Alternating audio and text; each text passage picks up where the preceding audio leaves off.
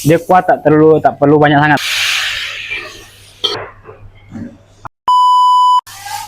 Halo guys, assalamualaikum. Jumpa lagi dengan saya Rizal. Oke, hari ini saya nak share resepi telur dadah masak kicap. Biasa telur kicap kan, ni telur dadah kita buat kicap berkuah.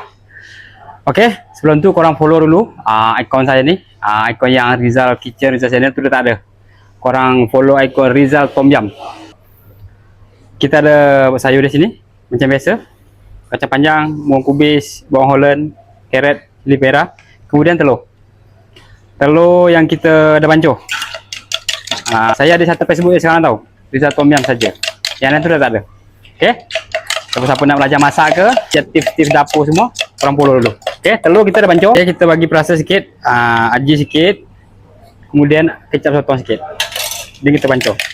Panas, kita goreng telur dulu. Minyak kena betul-betul panas tau, baru dia akan jadi telur dadah. Telur ni kena goyang-goyang dulu, baru dia cantik guys. Okey, kita terbalikkan.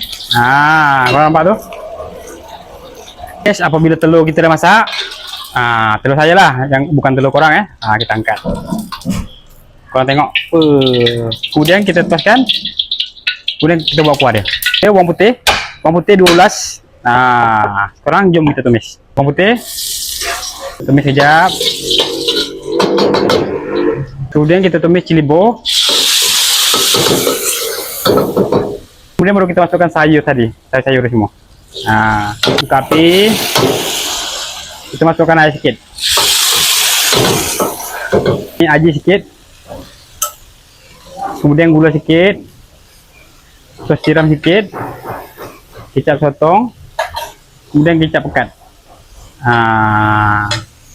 Okey, masuk sini, buka api, kemudian kita masukkan sedikit kecap bukit, kecap golden molten.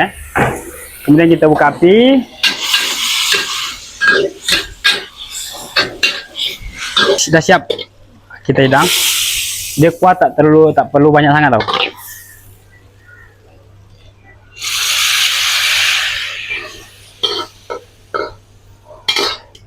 Inilah dia telur dadah kicap. Siapa-siapa yang nak makan, nak rasa, korang boleh datang dekat restoran Ikan Siakap Belatok Seafood. Kita berada di Taman Sentek, Belatok 5. Ataupun korang boleh kontak nombor dekat bio dulu. Kalau ramai kena booking dulu. Okey, macam biasa korang follow akaun saya ni, Rizal Tom Yum. Yang lain tak ada. Sekarang saya guna Facebook 1, TikTok 1, YouTube yang lain tu.